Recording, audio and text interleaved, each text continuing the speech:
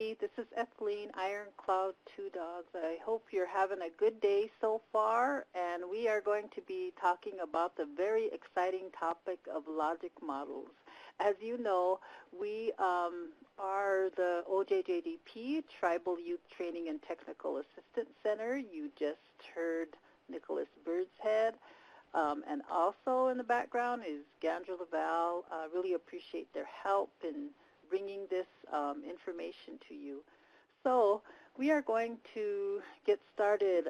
Good morning, Alyssa and Koja Erin, and let's see who else is here. Mike, Karen,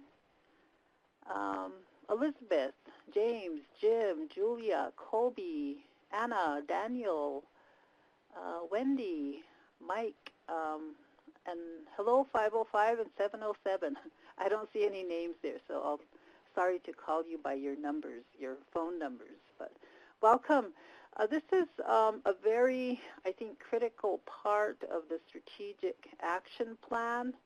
And as you know, the strategic action plans are due to OJJDP in August, so we're providing information, resources to you to assist you in the submission of those materials. Now, there are many types of logic models, and we don't have enough time to go through all of them, so we'll provide some samples. We'd like to hear your discussion about logic models. We know that you all are very skilled and talented in program and project management, and that you have experience with logic models, and sharing your experiences and your information will be helpful to others. So thank you for joining. This is a very exciting time. It's spring, and we're going to be going into our summer ceremonies.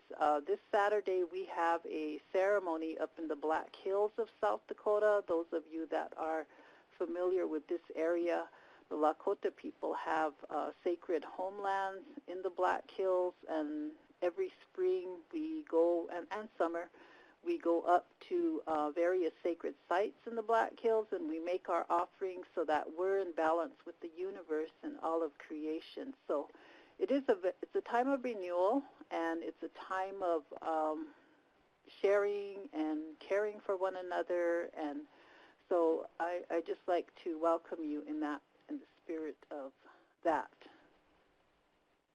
So here is our agenda. My name is Ethelene, Iron Cloud Two Dogs. I'm Oglala Lakota from the Pine Ridge Indian Reservation, and I also have Crow ancestry on my mother's side. So if there are any Lakota or Crow relatives in the audience, just like to greet you. I'd like to greet all of you as relatives, my human relatives. So the purpose of the talking circles is for grantees to share strategies, tools, and resources relevant to strategic planning with a focus on logic models. So for this talking circle, we're going to be talking specifically on logic models. We are going to look at some examples and some resources, and then we'll have a wrap-up, closing comments, and as Nick said, the mics will be opened at various times throughout this presentation so that you can offer your input, your experiences, any questions. We will have a Q&A time at the end, but feel free to put your questions in to the chat, and also if you have questions when we open the mics, then it's fine to ask them then. So we have this hour, and we're very pleased to be with you today. So let's talk about the basics of logic models. The very basic elements are that it shows the relationship among components of the program. It's a visual graphic of the intent, the strategies, and the hoped-for results of the program. Logic models are one of the major elements of an evaluation design, and logic models are intended to evolve and be flexible. So it's not like, okay, we have this logic model and it's set in stone. We can't veer away from that. It's not like that. It's intended to provide that graphic, that visual, and give a message of this is our program, this is where we're at, this is where we'd like to be, this is how we're going to get there, kind of like a roadmap, a path. So what are strengths of logic models? For one thing, it's a graphic and visual. It's easy to read, easy to digest. So, for example, your tribal council, they want to know about your program. So you give them a visual. You can give them a one-page image of where your program is at now, what your priorities, your problem is that you're trying to address or the need, and how you're going to get there, your strategies, activities, and what you hope to achieve, your impact, your goals. It shows the logical flow from problem to strategies and activities to results. And it's based on input from key stakeholders. And this is the part that I really like and I really promote and really encourage, is that logic models aren't something that an individual sits down and says, well, I think we'll do this. Logic models are intended for input from key stakeholders. So, for example, your elders, your community members, your youth, your parents, your program people, your tribal leadership, all of those are key stakeholders to this. These are the people that are going to make it happen, and these are the people that will be responsible for making it happen. So it's not just about the program. I'll give you an example of what I'm talking about in terms of key stakeholders. Years ago, I was involved in a cultural mental health development project, meaning that we wanted to address mental health from a Lakota perspective. So we gathered people, stakeholders, community people. We invited everybody. We drafted individual letters to elders. We visited them. We made an offering to spiritual people to be there. We put it out on the radio.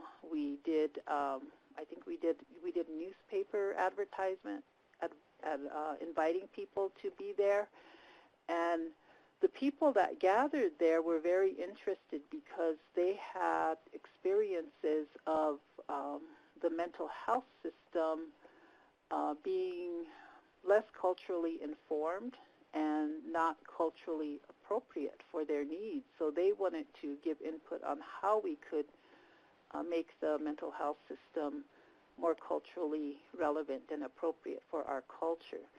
So one of the questions we asked, we started from the very beginning and we started with a scenario. Okay, this young person is in juvenile detention center, and they've had multiple visits to the juvenile detention center, runaway, truancy, those kinds of status offenses. And they were not engaging in school. They were at risk for dropout, and they had experienced trauma in their lives. So we asked the group, what is the first thing that we do? How do we address this young person? What is our first step? And the clinicians that were in the audience, the providers, the service providers, said, well, we'll do an assessment. And an elder said, no, we will comfort them first. And that was very profound for the group because that's really where, according to the Lakota cultural teachings, we have a word which is wokigna, and it means to comfort and care, use a comforting and caring approach. And the elder said this is where we need to start with people that have needs, that have depression, that are suicidal, that are on a path that's not, that's negative. And they said to start with that. So that's where the path started. So one of the standards that was developed was a standard that was, you start first with calling them by a relative term, by a kinship term. Toshka in our language is nephew, Toja is niece, Takoja is grandchild. Depending on the age range, then we would address them in kinship terms appropriately, and we would provide that caring approach. And one of the things the audience, the participants said was maybe they haven't eaten in a while, so we need to, and that's one of our cultural beliefs is that, you know, we always offer food, offer refreshment. So it really took us back to our cultural teachings, having this input from key stakeholders. So I just wanted to share that, you know, example that it's very important to have not only input, but also that it be grounded in the culture of the particular and your respective tribe and community. So that's one of the strengths of the logic models is that, it, the key stakeholders inform it. And it also allows for theoretical framework in terms of, okay, what's our theory of change? You know, what do we think? What are the strategies? What are the activities? What are the elements that we think is going to lead to change, you know, for whatever we're trying to address? So what are some other strengths of logic models that you see? So we're going to open up the mic and...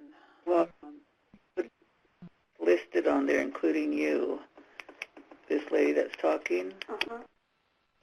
And then she said hello, and she listed the numbers. She said, since you haven't, there's no name there. Maybe they're just listening to it now. Good morning. Hello, everybody. Good afternoon. This is Ethelene, and I can hear a conversation, and I think it's a side conversation. I'm not sure. But hello, would anybody like to make a comment?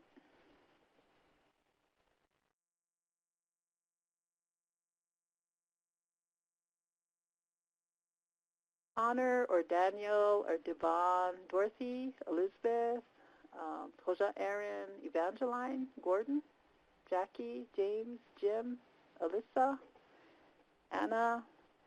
What are some other strengths of logic models that you see or that you have experience with?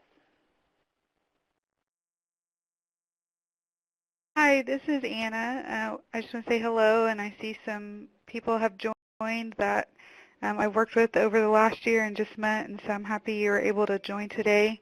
I wanted to add in, I think we talked about this at our March meeting, but that a logic model that shows your programmatic, goals and efforts is good for when you bring on new team members also.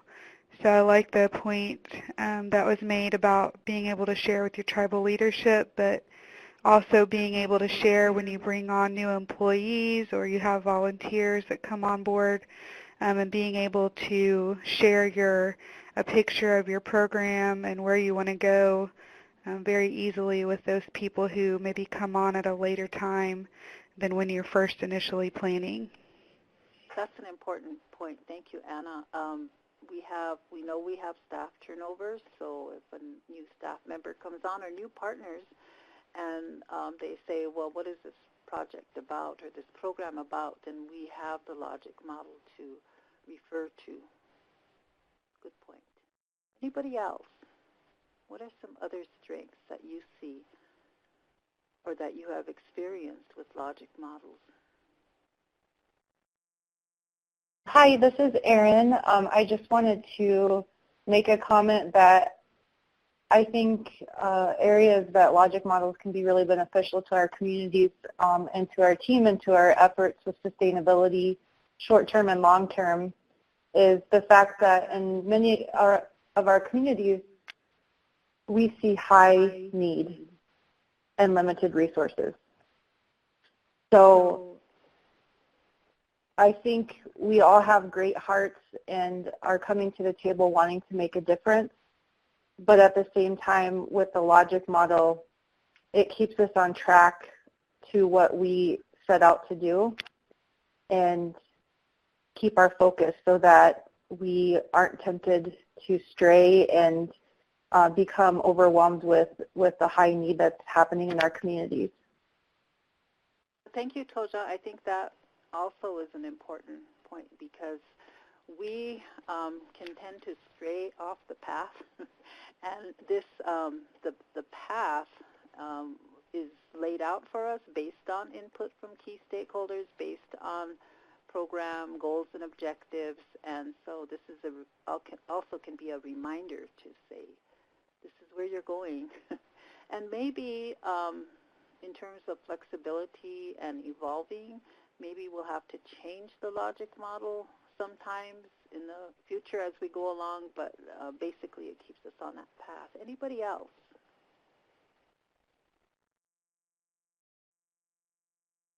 Good afternoon, everybody. If you just joined, we're talking about logic models.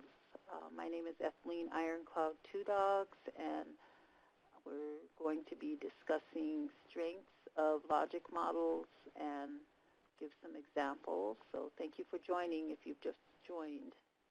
Would anybody else like to make a comment? Well, thank you, Anna and Toja Aaron, for that.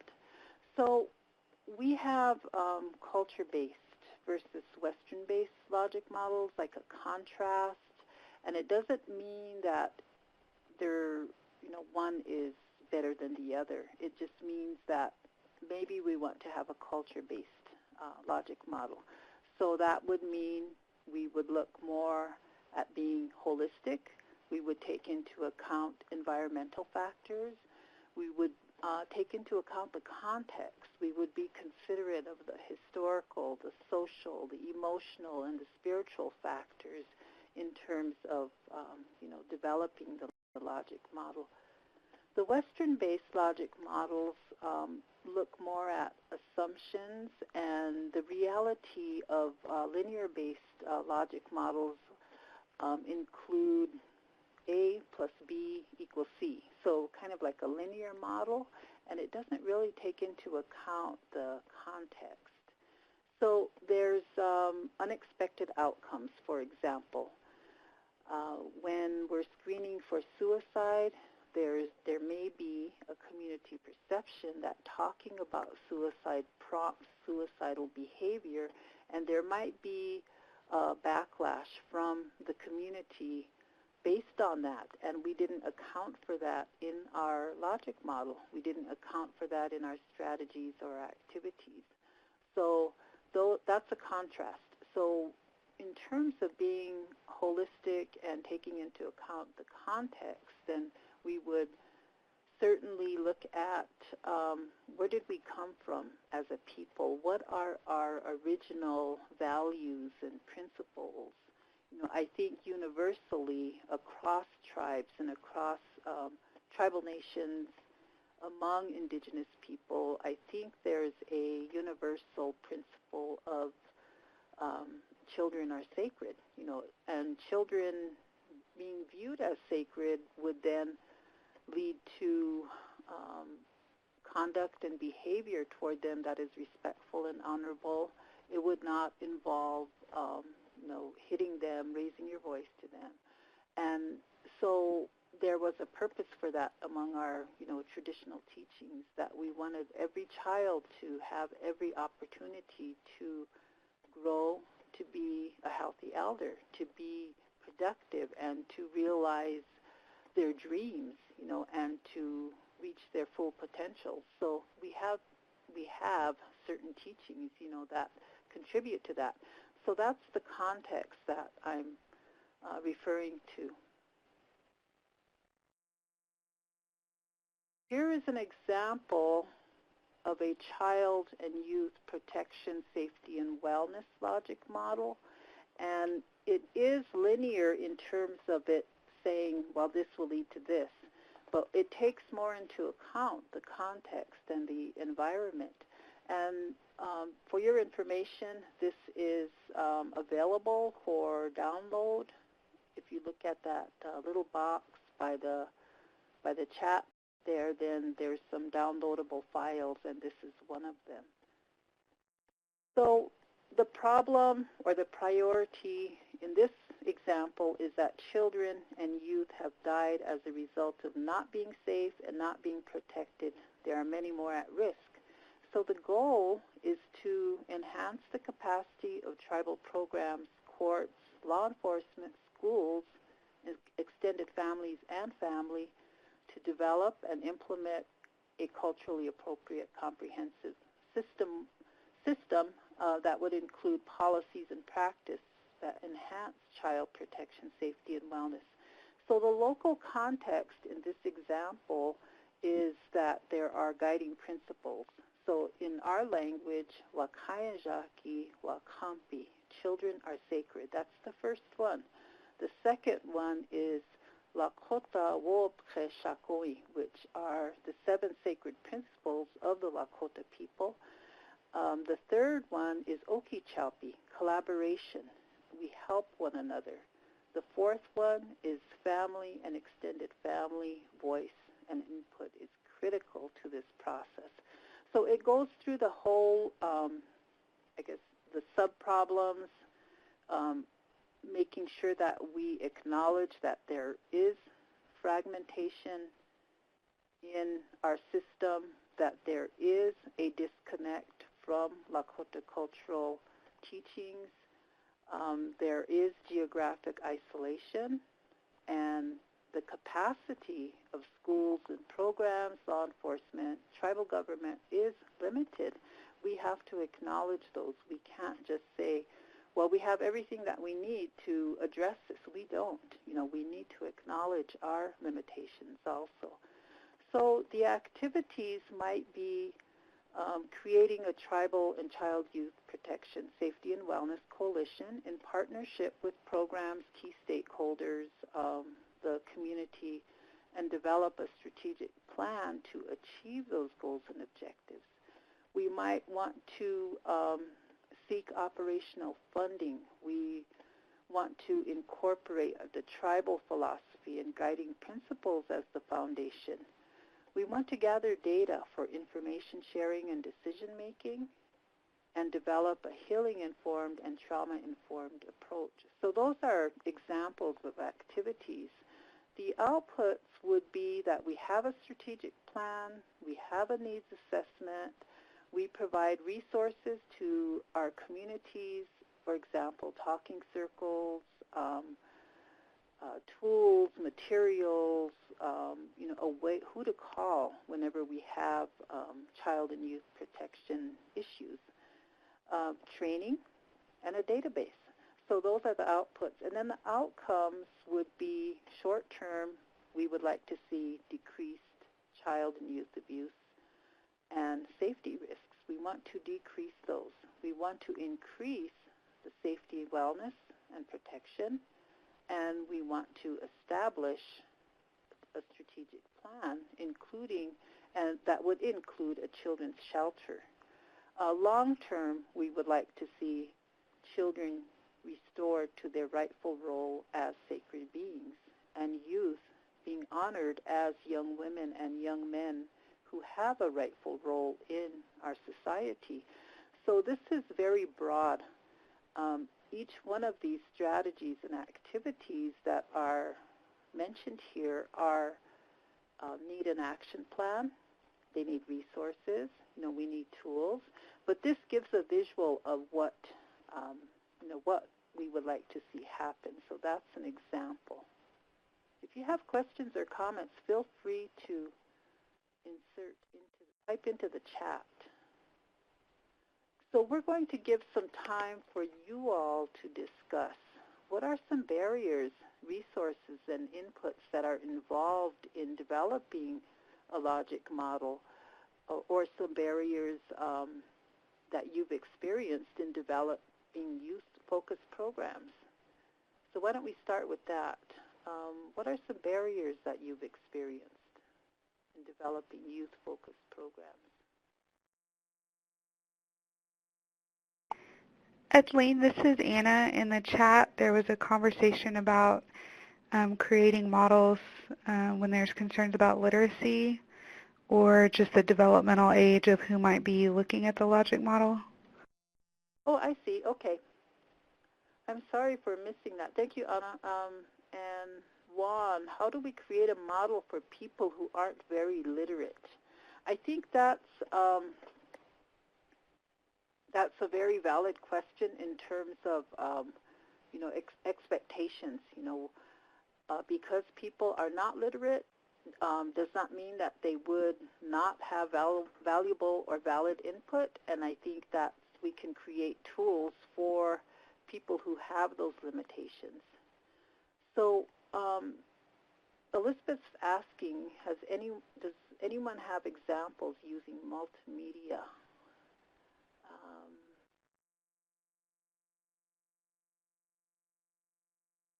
So my chat box is really small, so it's hard to see the whole question. But feel free. The mics are open, so feel free to say your comment or ask your question to others. Elizabeth, did you want to comment?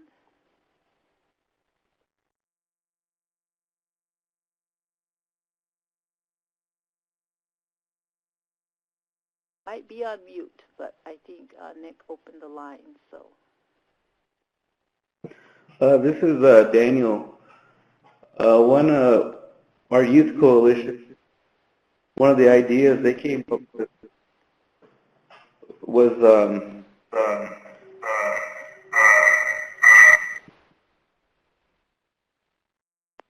I heard an echo. yeah, they were using YouTube for language teaching. They identified people who would teach the language. Mm-hmm. They would make a video on YouTube, and then students would watch the video at home so they could learn the language to their classes. That was one way multimedia was used. Mm-hmm. That's a great idea.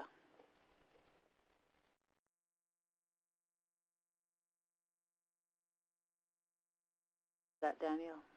Any other comments, questions to each other or to me?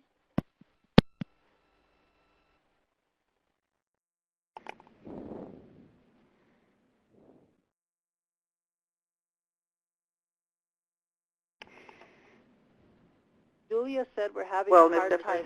Oh, go ahead. Oh, it called us back. Go ahead.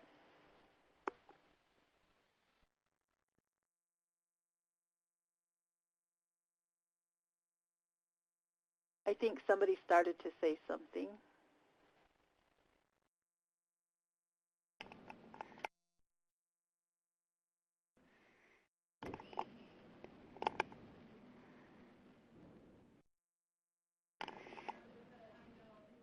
Hey, this is Anna. I really like the YouTube idea. I think that's a really good way to connect with youth because they love to get on the internet, love to watch videos. I know there's a lot of free software online, different than PowerPoint. There's a website called Prezi. You can do like a really neat walkthrough maybe of any kind of logic model you develop and use free software that you could share maybe in any kind of community meeting or things like that, or when you do have the ability to maybe get at a youth event and have the opportunity to share what your program's going to do. So I would just explore, some maybe online software that would be easy to use and not cost anything and be able to share, which YouTube is great. There's Prezi, that's free, and there's a lot of online illustration programs that don't cost very much, and you can develop some really nice materials that don't cost your program a lot of money. Great example, Anna. Thank you. Trina is saying some barriers that we've experienced is not enough individuals that are living a healthy lifestyle to fill positions working with youth, also funding to sustain programs. And I think those are very important observations. And I know that there is an example of a child welfare program where they wanted to engage parents in terms of training and in terms of getting the message out there about child welfare issues. So they actually had a parent-peer program where they would invite parents to be a part of the training, to learn the tools and resources, and to get the message out there. And they would give them like an honorarium, but they would also give them a certificate that they could use toward employment. So I think engaging the community to move toward living a healthy lifestyle so that they can be a resource for the community. There's different ways to do that. So that's a great observation, Trina. Thank you for that. What about some resources that you found helpful in developing or implementing youth-focused programs? Any comments on that? And I think some of you prefer to chat, to put in the chat box rather than say it out loud, but I really welcome you to, to speak it out loud. Love to hear your voice. And Juan, I just want to acknowledge your comment. Barriers from stakeholders are literacy, anger, frustration, people who are very angry due to past efforts that weren't very effective, didn't change things. I've encountered that, Juan, and I know what you mean. People will say, well, we already tried that. Well, what is that going to do? Just another program to tell us how to live. I've encountered a lot of different, reactions, and I agree. It's because of frustration. People don't see change right away, then they might get very frustrated and alienated from, the effort. However, I think people are the change. People are the responsible for change. So I think, we share that responsibility. So I'd just like to acknowledge that comment, Juan. Thank you for that.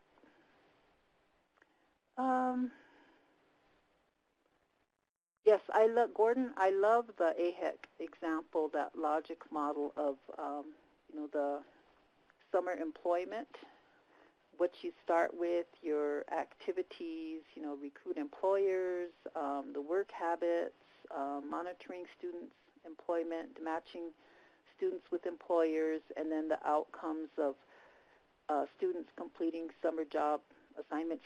If you look at that, if you have that example in front of you, then it's like climbing a mountain, and it's like going up. And then the long-term outcomes are that summer employment students graduate and they seek higher education. So I love that example also. Any other comments? What about activities? What activities or services are important for youth-focused programs? Comments on that?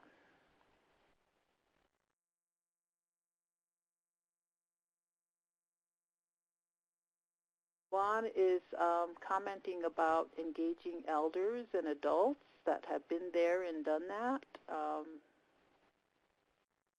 So any comments in response to that?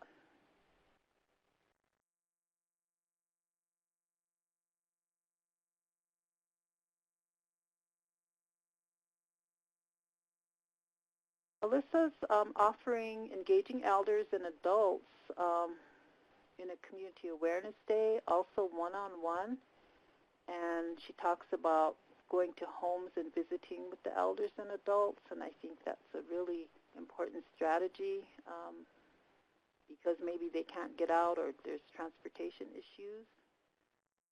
And after the visit, bring them together to share their thoughts and ideas.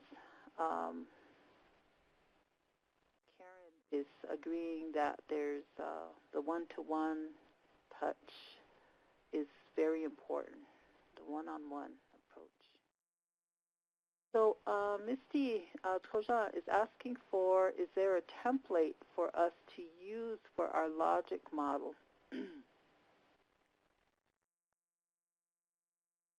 We can provide that. And in fact, after this talking circle, then I can send a template to Gandra, and she can send it out to all of you.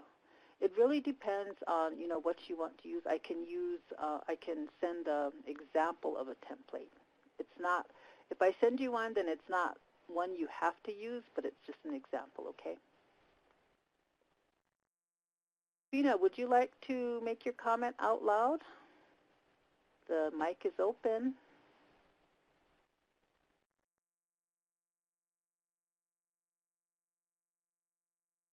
Hi, this is Gail from Round Valley. I hope you're well. Hi. And I would just say in terms of activities or services that would be important for youth-focused programs is we have to make them fun. So there has to be, opportunity for young people to have fun while at the same time, I always call them mini-teaches, that you do have some portion of what you're doing that is going to have a message or a way to engage them in some dialogue. And I think that some of the White Bison curriculum is really good in terms of using, daughter or sons of tradition, and then also using the mind mapping process for young people to just think freely without judgment about things that are going on in their community and to get their feedback. Also, anything that involves, multimedia, social marketing, things like Facebook and stuff like that young people are really into. If you can get them involved in helping create a Facebook page for your program, I think that would be great, and then having them involved with updating it and it going. Thank you for that, Gail. Those are very important points, and you pointed out some important resources and tools that we can use in the logic model as strategies and activities to reach our goals. So Trina is talking about developing a collaboration group. They've developed one on their reservation, and it consists of, it's comprised of tribal programs, partnering agencies. They work together and pool resources. Now that's really important for particularly sustainability. So if you were to draw a circle and you were to put all of your resources on that circle, and if we were to take one of the resources out, for example, a 3-year project that gets funded, and then their funding ends, but the other resources pick up some of the services that they were offering. So we still have that circle for our children, youth, and families and communities. It might be a smaller circle, but we still have a circle. So thank you for pointing that out, Trina.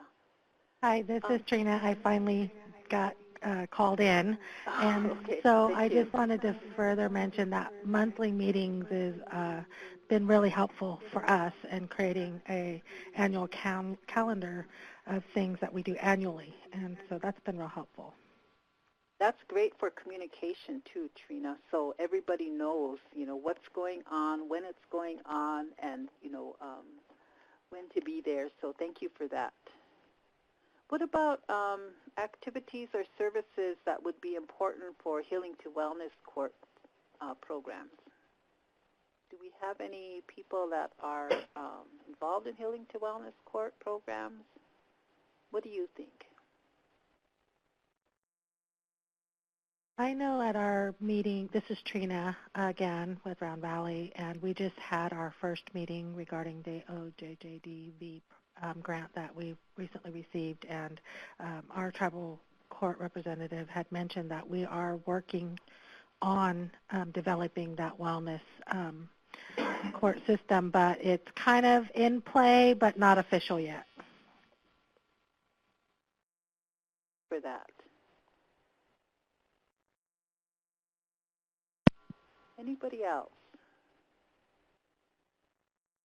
This is Anna. I was just going to follow that up with those regular check-ins. So as part of a regular activity would be, both regular check-ins with the team and then regular check-ins with youth, and then identifying, early on in the logic model how you're going to coordinate communication with each other. And so, having a sit-down meeting to work through the logic model is only going to enhance, all the other services that you're going to offer, throughout the life of the court. So Anna, could you talk more about check-ins with youth? What do you think that would look like? So I think as far as developing the communication processes within the team, there's going to be that ongoing activity of being able to coordinate services at the onset and then throughout. And then as far as checking in with youth, one of the things we talked about in March was, if you're newly developing, there's nothing stopping you from getting youth input from maybe youth who are currently involved within your system. And maybe getting some feedback on, do you feel like your needs are being met, within the court system? Because ultimately what our hope is that, the youth who are involved won't be involved in the future, because it's an opportunity to intervene and not have, youth who are going directly from the youth system into the adult system. And so one is, prior to court development is youth engagement, for feedback and input on, what services could be offered that would be more helpful. And I know that some, there might be some pushback on, well, it's hard to get feedback like that from youth, but I think we've seen a couple of examples where there are youth boards that have been able to provide input to, court staff. And then there's the ongoing communication that you'll have with the youth participants that are in the Healing to Wellness Court. And so you're able to have, present contact and feedback in an ongoing manner with those current youth participants. And so there's always opportunity to have, good discussion and feedback from the youth that you're serving. One idea also might be to have a youth, kind of like a peer person or peer, somebody their age, like an older youth, to connect with them, maybe through texting, and of course we would get into, privacy issues, confidentiality issues that can be, addressed, but I think, having that contact with them is so critical. So thank you for that. Alyssa's talking about conducting educational, cultural, and physical classes over a 4-month period and teaching participants about the court system, laws, art, and other things that they might be interested in. So I think the court system and the laws, those are really gray areas for a lot of people, complex, that we don't understand, people that are not attorneys or lawyers or not involved in the court system. So I think that's a great idea, to have, like she's saying, a youth who has been through the court system, so being a mentor, and training them to be mentors for the youth program. I'm sure that the youth would, be more, how would you say it, connected or more open to connecting with another youth. So thank you for that. I really appreciate your comments. And feel free to say them out loud when we have our mics open. The lines this is Daniel. Yes, Daniel. I like the mentoring idea as well. It guarantees young people that there is someone who cares about them. It assures them that they're not alone when they're dealing with day-to-day activities. And it just makes them feel like they matter. And it's good when you can have the youth identify the mentors. Another activity is conflict resolution. Having the youth understand conflicts, communicate with others, brainstorm possible resolutions, and choose the best resolution, explore alternatives, use mediators, and just learn different type of tactics when they're in pressure situations. Also, life skills is good because a lot of youth need to learn how to maintain their time, maintain their time in school, doing their homework, whatever it is that they need to be doing. Learning how to maintain a job. It seems that there's a lot of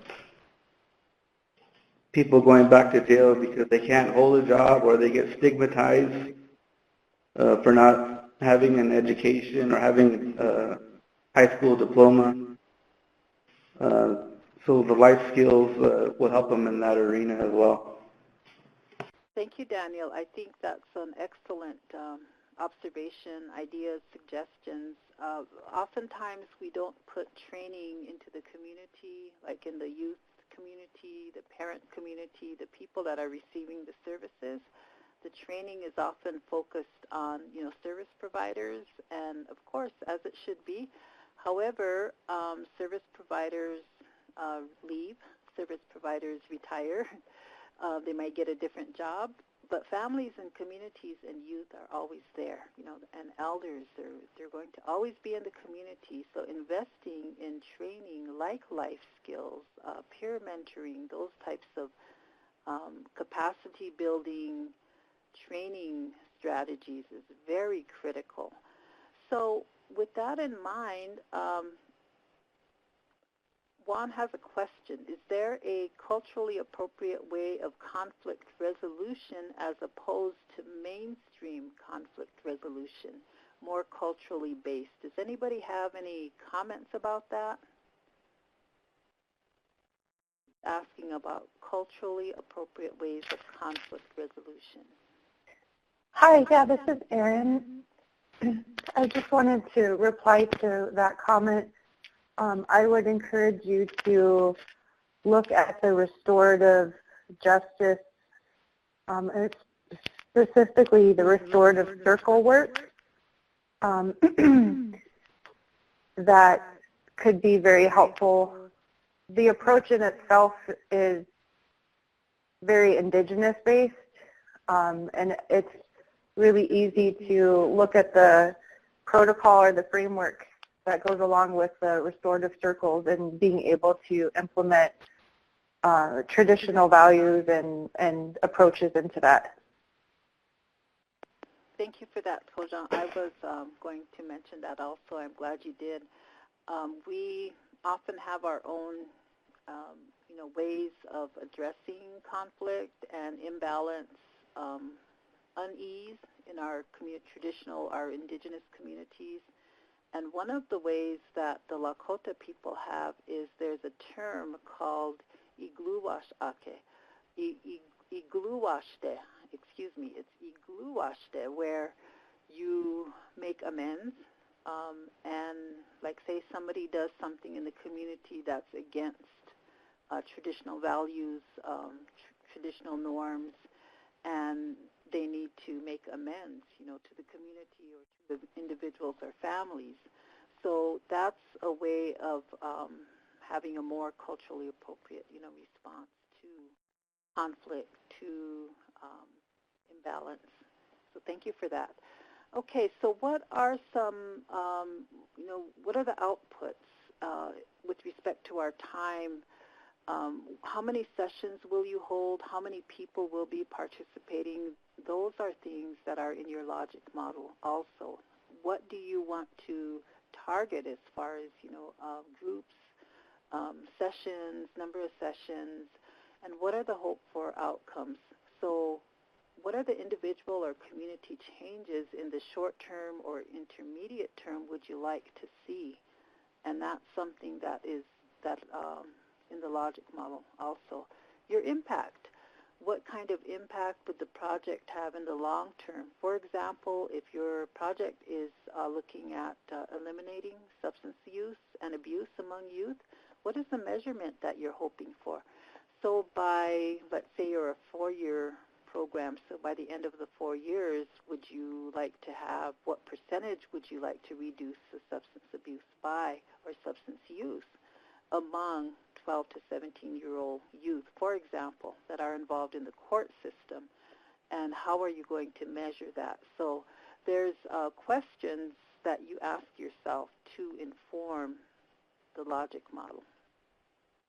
Here's a logic model example that is, I guess it's basically linear, but you can design it to be more culturally based. So in this example, the goal is to establish a trauma-informed care system in court and community. So the priorities are, you would answer this question, what's the rationale for doing this? So in this example, we're saying many children and youth have charges where violence is involved or in need of care due to violence-related incidents. So the inputs are, you ask yourself this question, what are our resources? We have elders, we have cultural teachings, we have behavioral health screening tools for trauma, we have a partnership, the court has a partnership with the Behavioral Health Program, and we have OJJDP, the Tribal Youth Training and Technical Assistance Center, to assist us. So what are the outputs? The strategies refer to what we do. The participation refers to who we reach. So what we do is we do trauma screening in the court, for example. And who are we reaching with this trauma screening? Youth and parents. We have training on trauma-informed care for whom? The judges, the court staff, youth, parents, and community. And it's sponsored by the court. So what are the outcomes? The short term that we want to accomplish in, for example, 1 to 3 years is about what we're learning. Youth and parents receive help for trauma-based experiences and understand the impact of trauma. What's the medium-term impact outcome that we'd like to see? Maybe in the next 4 years. These are often about action. Youth and parents are less likely to be engaged in incidents that end up in court. So what we're hoping for as an outcome is that we would have a trauma-informed court system. The impact, the long-term, maybe in 7 to 10 years, what do we want to see? They're about conditions. The impact is often about conditions. So there's less children and youth in court system that require intervention or that require referral for trauma-related experiences. We have a trauma-informed community that responds to needs of children, youth, and families before court involvement. Wouldn't that be wonderful? So this example shows how we can move toward a trauma-informed care system in a court and community.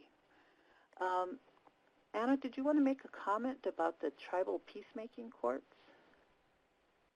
I was just going to add on to Erin's about restorative justice practices, and then also I know here in Oklahoma I've had the opportunity to have some clients that have turned to alternative peacemaking courts here, and some of the tribes that have them here in Oklahoma. I know there's several across the country. You know, and obviously the output on that is, you know, being able to reach respectful resolution to a conflict as opposed to, you know, the general adversarial system. Thank you for that. I think that's an excellent resource. The tribal peacemaking courts really focus on, you know, reaching a peaceful resolution and not so much focus on, you know, retribution or getting even, as we like to do in our communities. So thank you for that, Anna. So why don't we move on? We have about 6 minutes left, and I wanted to give you time for your comments. So logic models can be nonlinear. You know, like I showed you some examples of moving from A to B to C, you know, like that. But they can also be holistic, creative, culturally based. It's the story of your project's journey and how the goals will be met. So the logic model should reflect your culture, your respective cultures. So this is an illustration that was referred to before of the story of the summer employment program. And it started, you know, at the bottom of this mountain and climbing up that mountain. And that's how AHEC wanted to show, you know, what they are doing with summer employment students and working toward them graduating and seeking higher education. So that's an excellent example of a creative logic model, the story of what they're doing. So we have some references, we have some resources and some links for you. These slides are available to you, and they will be sent to you. A link to them will be sent, so you don't have to worry about writing anything down. You can go to these resources and for your own needs. So are there any closing comments or questions? I agree, Juan, that's a beautiful image of the AHEC example. Any comments, questions for each other, for me? I don't know if I can answer them, but I will certainly try.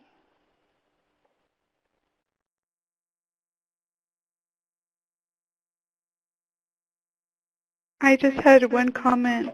This is Anna, that if you are a 2016 cohort grantee, there is the fillable template, and that is it's a table. And so I just wanted to make the comment that, we're looking at circular models. We're also looking at models with imagery, and I don't want the grantees that are currently working on their strategic planning processes to feel limited by that table, because you can take what the table just lays it out, and so you can develop, what matters to your community and make that what you want it to be. And so if you have questions about that, make sure and talk to your TA coordinator, or you can contact us at any time, because we're happy to answer any questions